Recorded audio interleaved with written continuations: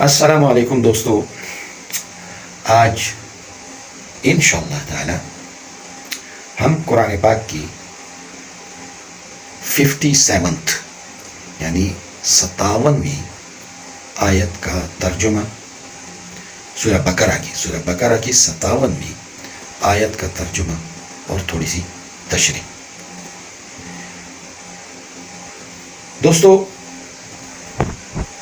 قرآن پاک میں ہمیں بار بار حضرت موسیٰ علیہ السلام کا قصہ آتا ہے. حضرت موسیٰ علیہ السلام کا قصہ ہمیں اس لیے آتا ہے تاکہ ہم وہ کام نہ کریں جو اس کے ماننے والے کرتے تھے.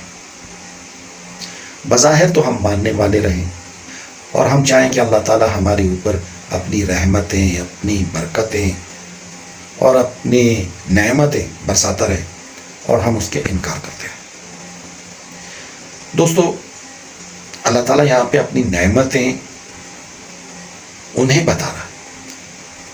اب یہ قرآن پاک جو نازل ہو رہا ہے تو یہ حضور صلی اللہ علیہ وآلہ وسلم یعنی حضرت محمد صلی اللہ علیہ وآلہ وسلم کے زمانے میں اتر رہا ہے اور اسی پہ نازل ہو رہا ہے.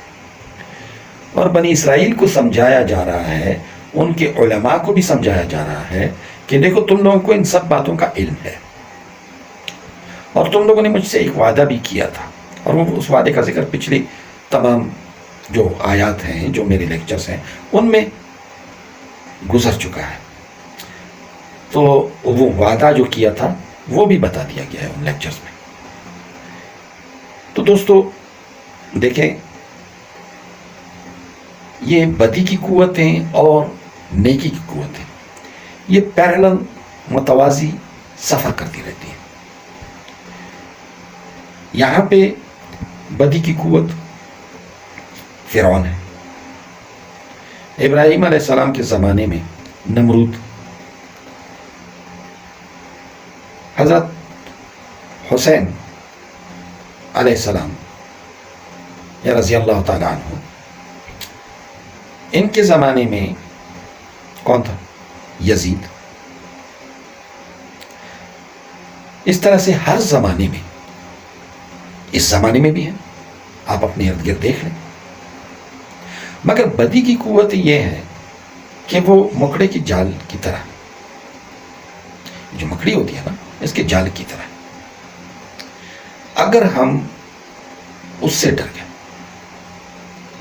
تو پھر گئے، اور اگر اس سے نہیں ڈرے تو یہ ضروری نہیں ہے کہ ہم اس دنیا میں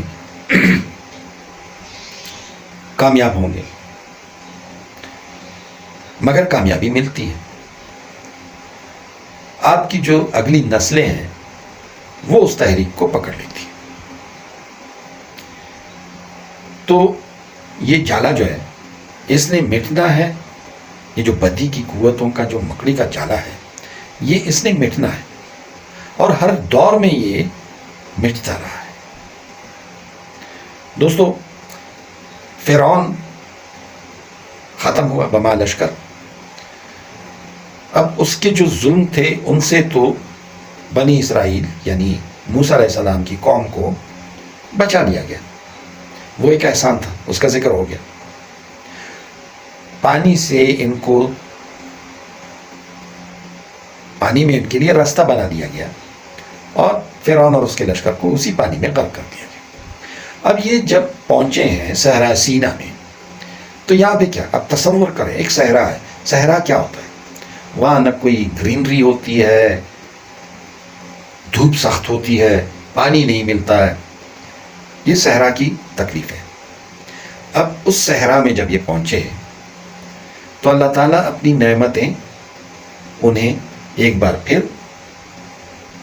بتا رہا ہے کہ میں نے کون سی نعمت تمہارے اوپر کی تھی. وَظَلَّلْنَا، اور میں نے سایہ کیا، علیکم، تمہارے اوپر، الغمام، بادلوں کا. اب دیکھیں، صحرا میں بادل آ گئے. جہاں یہ قوم جا رہی ہے اس کے اوپر بادل، دھوپ کی تپش سے انہیں بچایا جا رہا ہے. وَأَنزَلْنَا، اور میں نے نازل کیا، اتارا، علیکم تمہارے اوپر، المن والسلوى، من و سلوى. اب من و سلوى جو بھی خوراک تھی یہ اللہ تعالیٰ کی جانب سے ان کو بنا بنایا تیار مل رہا تھا. ان کو کوئی محنت نہیں کرنی پڑ رہی تھی. اس کو آسان الفاظ میں ایسا سمجھ سکتے ہیں کہ جیسے کسی بھی ملک کی فوج ہو، وہ جا رہی ہے کسی محاذ پہ چلی گئی ہے، تو ان کے لیے جو کھانے پینے کا بندوبست ہوتا ہے تو ان کے ہیڈ کوارٹر کی طرف سے ہوتا ہے. وہ ان کے لیے صبح کا ناشتہ بھی پہنچاتے ہیں، چاہے وہ وہاں میس بنا دیں چھوٹا سا، چاہے وہ انہیں یعنی پیچھے سے کوئی سی پی یو ہو، پروسیسنگ یونٹ ہو، کوئی سینٹرل پروسیسنگ یونٹ ہو، وہاں سے بنا بنایا کھانا ڈبوں میں پیک کر کے ان کے پاس پہنچایا جائے، مگر ان کو کھانا ملتا ہے. یہ آپ کو سمجھانے کے لیے اس طرح سے اللہ تعالیٰ کی طرف سے ان کو صحرائے سینا میں بنا بنایا کھانا مل رہا تھا. تو وَظَلَلْنَا عَلَيْكُمُ الْغَمَامَ وَأَنزَلْنَا عَلَيْكُمُ الْمَنَّ وَالسَّلْوَىٰ كُلُوا مِن طَيِّبَاتِ مَا رَزَقْنَاكُمْ، کھاؤ پاک چیزیں جو کچھ کہ میں تمہیں کھانے کو دے رہا ہوں. وَمَا ظَلَمُونَا، اب یہ جو کچھ ان کو مل رہا تھا تو اس کے باوجود بھی یہ لوگ احتیاط نہیں کر رہے تھے، وہ پرہیزگاری نہیں کر رہے تھے. ان کی وہی ڈیمانڈز پہ ڈیمانڈز، اور اللہ تعالیٰ ان کی ڈیمانڈز مان رہا ہے. اور پھر کہیں جا کر کے یہ لوگ کیا کرتے ہیں، کبھی بچڑے کو پوچھتے ہیں، کبھی موسیٰ علیہ السلام سے تقاضا کرتے ہیں کہ ہم تمہارے رب کو دیکھنا چاہتے ہیں، اور جب تک ہم اسے اپنی آنکھوں سے نہ دیکھیں ہم ایمان نہیں لائیں گے تمہارے اوپر یا تمہارے رب کے اوپر. یہ اب اس کے لیے آگے کیا مطلب ہے، ان کو اتنا کچھ دینے کے باوجود وما ظلمونا، اور وہ نہیں ظلم کر رہے ہم پہ. اللہ تعالیٰ کہہ رہا ہے کہ وہ جو یہ اتنا کچھ کر رہے ہیں، اتنا یہ کبھی ایک طرف جا رہے ہیں کبھی دوسری طرف جا رہے ہیں. دیکھیں جب آپ کسی ریوڑ کو لے کے جا رہے ہیں تو جو چرواہا ہوتا ہے، ریوڑ کو سنبھالنے والا ہوتا ہے، تو اس سے کوئی ایک بکری اس طرف چلی جاتی ہے، کوئی ایک بکری اس طرف چلی جاتی ہے.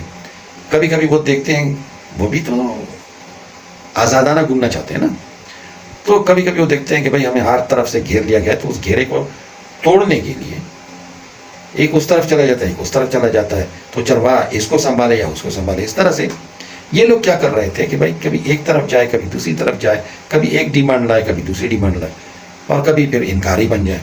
یہ آگے کہہ رہے ہیں کہ اللہ تعالیٰ کہہ رہا ہے کہ یہ لوگ میرے ساتھ کوئی ظلم نہیں کر رہے، مجھ پہ ظلم نہیں کر رہے،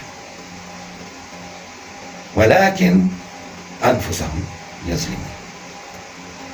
تو یہ جو ہے نا کہ وَمَا ظَلَمُونَا وَلَٰكِنْ كَانُوا أَنفُسَهُمْ يَظْلِمُونَ، مگر تھے اپنی جانوں پر وہ ظلم کرنے والے، یا وہ اپنی جانوں پر ظلم کر رہے تھے. اگر اللہ تعالیٰ ان سے یہ ساری نعمتیں ایک دم سے چھین لیتا، ختم کر دیتا، تو یہ لوگ کیا کرتے؟ سرگرداں رہتے. مگر اللہ تعالیٰ نے یہ جاری رکھی، اور ان کی یہ جو تھے چونچلے یہ بھی جاری رہے. مگر چونکہ اللہ تعالیٰ ان سے کہہ رہا ہے کہ میں نے تمہیں فضیلت دی تمام عالموں پر، تم ان کو ذرا یاد تو کرو کہ تم لوگ کیا کر رہے تھے اور میں کیا کر رہا تھا.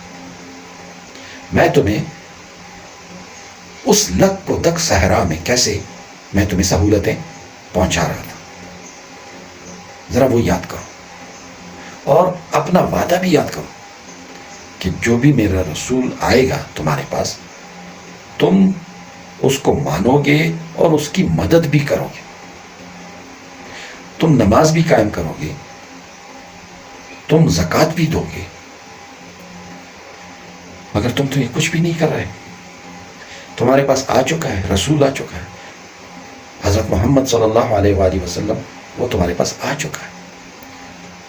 اس سے پہلے بھی تم نے نافرمانیاں کی، کتنے رسولوں کو تم لوگوں نے قتل کیا، کتنے نبی تم لوگوں نے قتل کیے.